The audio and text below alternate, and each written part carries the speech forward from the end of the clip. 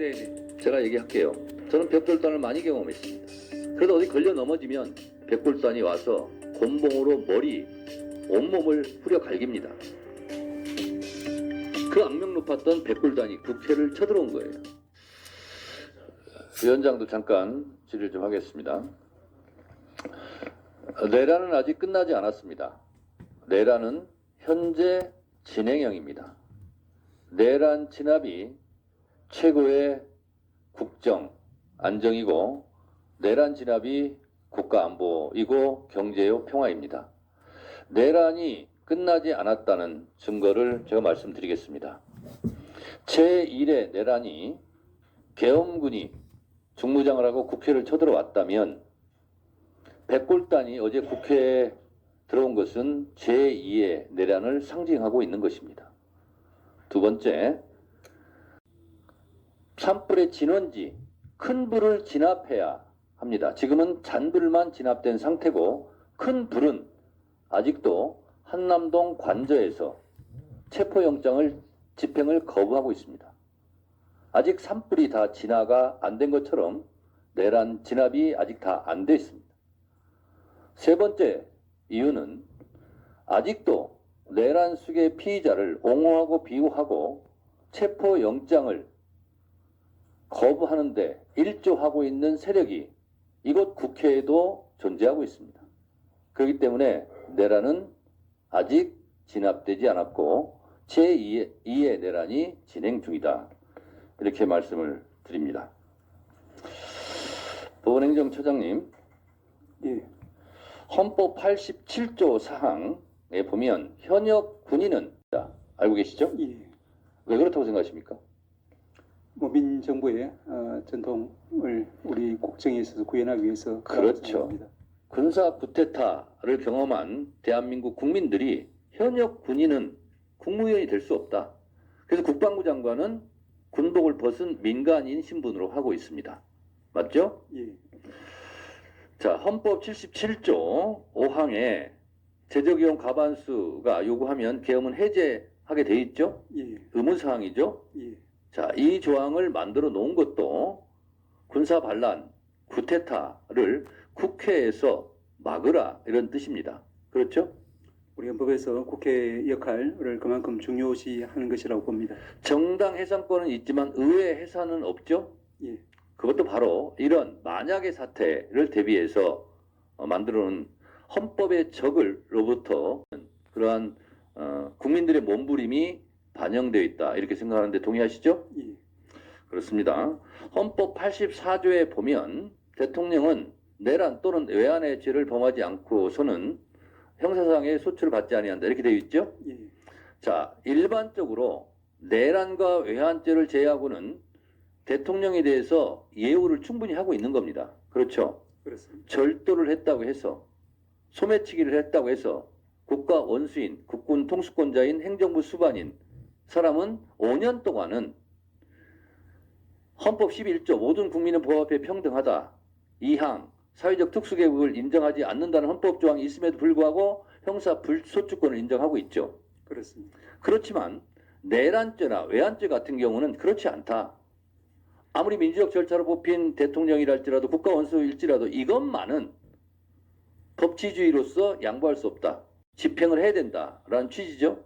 그렇게 이해하고 있습니다. 그런 면에서 대통령이라 할지라도 이런 경우는 11조 모든 국민은 법에 평등하고 사회적 특수계급을 인정하지 않는다는 11조 조항을 적용해야 되는 것이 맞죠? 법 앞에 평등이 그 경우에는 적용되는 그렇죠. 것이라고 내란죄와 애환죄는 대통령 재직 시에도 그렇죠? 봅니다. 예. 그렇습니다. 차관, 네. 백골단 경험하지 못했죠? 네네. 제가 얘기할게요. 저는 백골단을 많이 경험했습니다. 학내 시위든 아니면 종로, 명동에서 시위를 하던 백골단들이 쳐들어옵니다. 그러면 잡히지 않으려고 뜁니다. 뛰다가 여학생들은 운동화 벗겨지고 하이힐 벗겨지고 그리고 머리채 잡히지 않으려고 전속력으로 젖먹던 힘까지 달립니다.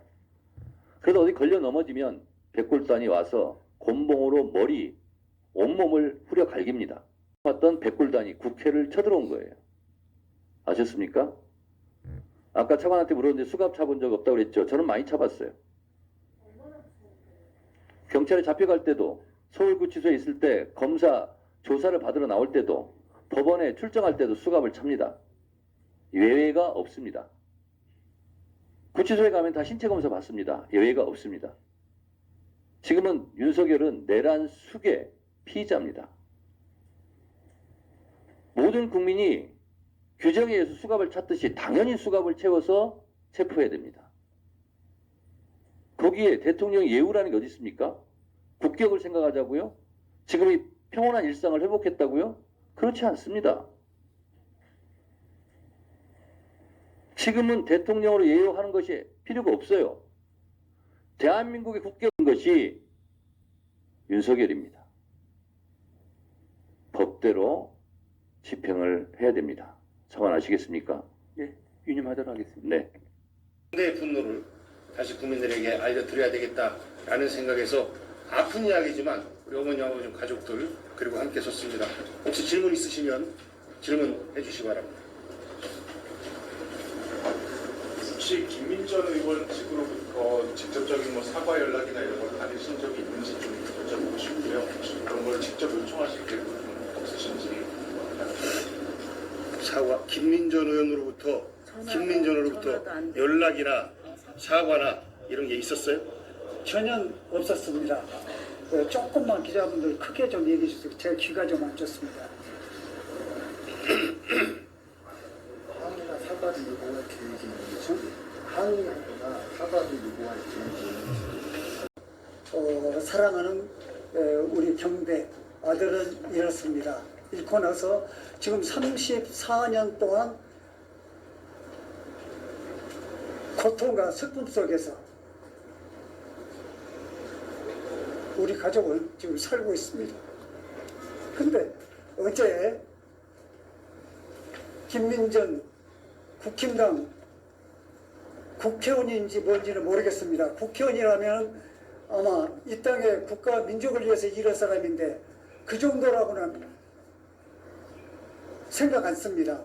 그래서 국회의원 자질이 없는 사람이 국회에 빠지면 달고 이 땅에 정말 다시 1991년과 똑같은 세상을 만들기 위해서 어제 그런 행위를 했다고 했을 때 도저히 우리는 용서할 수 없습니다.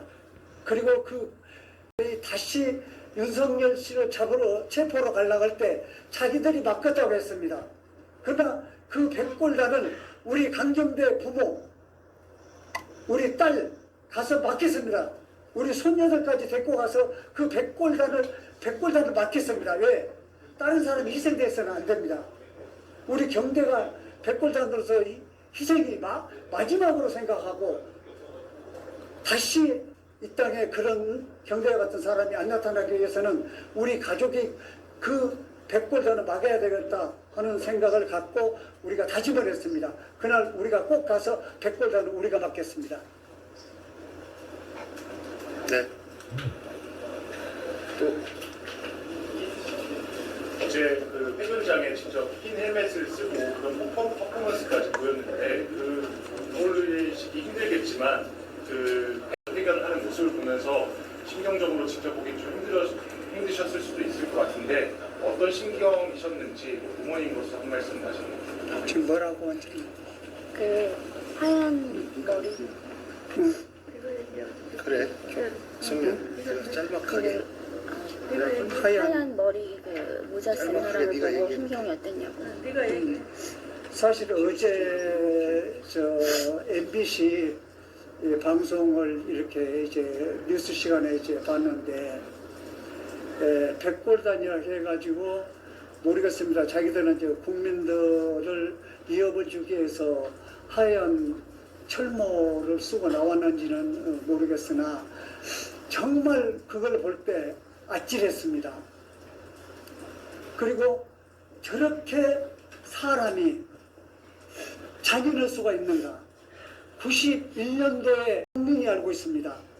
그런데 그 모습을 다시 재현하겠다는 그런 백골단을 만들어가지고 또 더군다나 하얀 백골 그 철모를 쓰고 나왔을 때 가슴이 찢어지고 아팠습니다.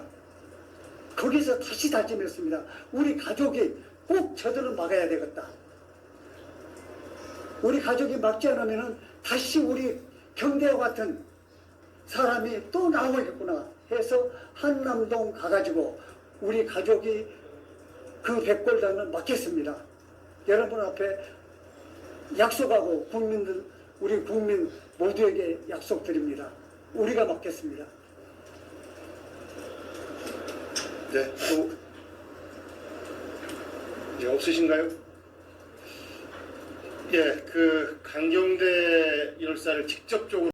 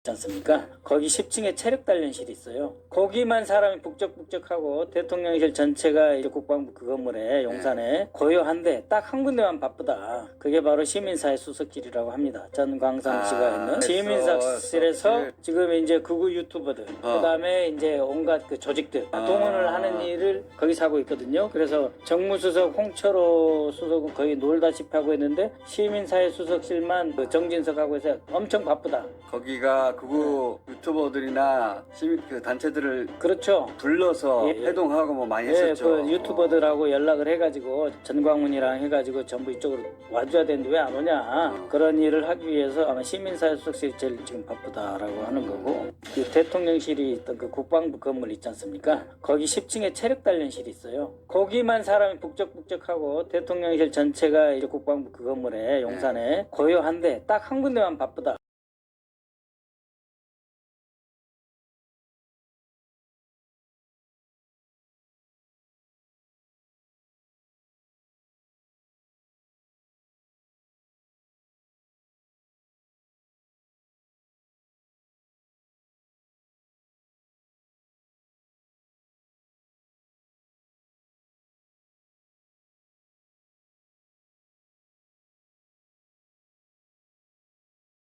내란죄 그리고 외환유치죄 양방향으로 미수에 그쳤지만 외환죄는 내란죄도 엄중하지만 천인공노할 범죄입니다. 만일 이것이 실행됐더라면 나라는 절단났을 겁니다.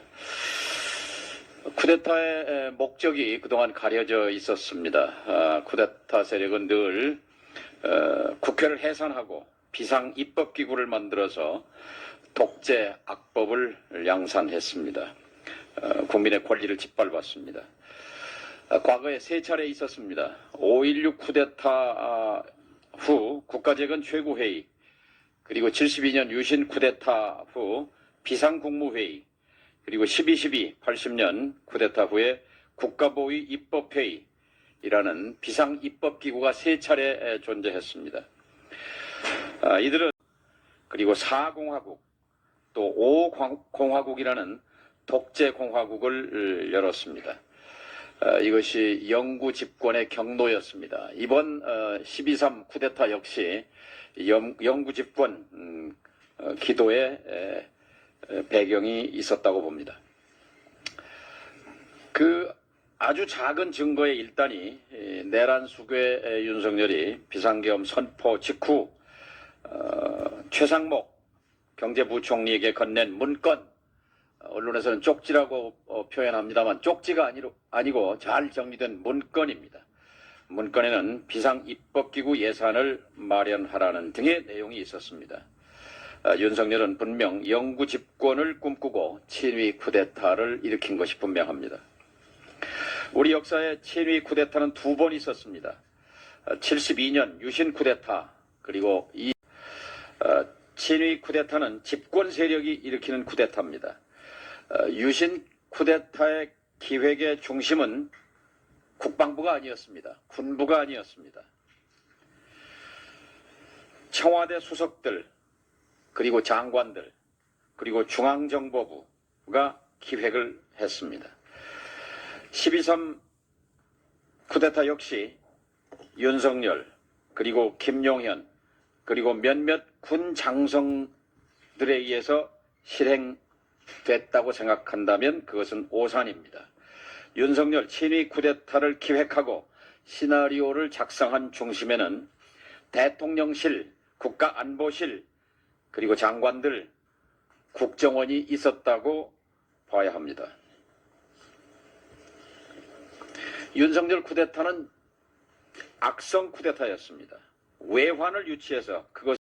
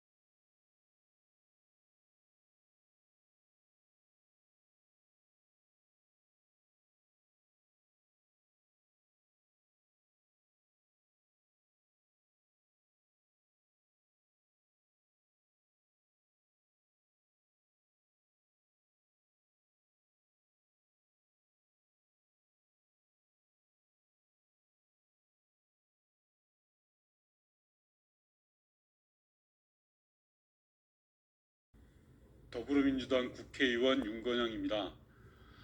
최근 경호처 내에 벌어지고 있는 여러 상황들에 대한 기자회견을 시작하도록 하겠습니다. 윤석열 대통령은 경호관들에게 무기 사용을 지시했는지 답해야 합니다. 대한민국 대통령이라는 사람이 경호관들 뒤에 숨어 정당한 법의 집행을 막고 있는 사태가 장기화되고 있습니다. 대한민국 헌정사에서 상상조차 할 수 없었던 참담한 풍경입니다. 더 심각한 것은 한남동 관저 안에 숨은 윤석열 씨가 경호관들에게 무기 사용까지 독촉하고 있다는 제보가 계속 이어지고 있다는 것입니다. 한겨레 신문 보도에 따르면 윤석열 대통령은 지난 1월 11일 경호처 간부들과 오찬을 하면서 수사기관의 2차 체포영장 집행 시 무력 사용을 검토하라고 당한 영장 집행을 무기로 막으라고 불법적인 지시를 한 것입니다. 문제는 대통령의 이러한 유법적 지시는 한 차례가 아니었던 것으로 보입니다. 제가 확인한 또 다른 제보에 따르면 윤석열 씨는 1월 12일 경호처 간부 5, 6명과 오찬을 하면서 다시 한번 무기 사용을 이야기했다고 합니다. 나를 체포하려고 접근하는 경찰들에게 총은 안 되더라도 칼이라도 휴대해서 무조건 막으라는 지시를 했다는 것입니다. 이날 오찬에는 김성훈 경호차장, 이광우 경호본부장 등을 비롯해 5, 6명의 경호처 간부들이 함께했다고 합니다. 이 제보가 사실이라면 너무나 충격적인 이야기입니다. 차마 믿기 힘든 내용입니다. 불법적인 친위 구테타를 일으킨 대통령이 조금의 반성도 없이 더 심각한 짓이다. 경호법상 현 상황에서 경호관들이 총기와 칼 등 무기를 사용하는 것은 명백한 불법입니다. 윤석열 씨는 이런 불법적 지시를 왜 했는지 당장 국민 앞에 밝혀야 합니다. 아울러 윤석열 씨를 보호하기 위해 경호처 직원들을 사지로 내몰고 있는 김성훈 경호차장도 대통령의 이런 미친 지시에 어떤 대답을 했는지 밝혀야 합니다. 대한민국 대통령을 위해 언제든 자신의 목숨까지 던질 각오를 하며 일해온 수많은 경호관들은 특정인의 사병이 아닙니다. 분명히 경고합니다. 대한민국 대통령으로 마지막 양심이 있다면 그들에게 범죄자가 되라 요구해서는 안 됩니다. 정신 나간 수뇌부 몇몇이 경호처 조직 전체를 담보로 벌이는 위험천만한 도박도 당장 중단해야 합니다.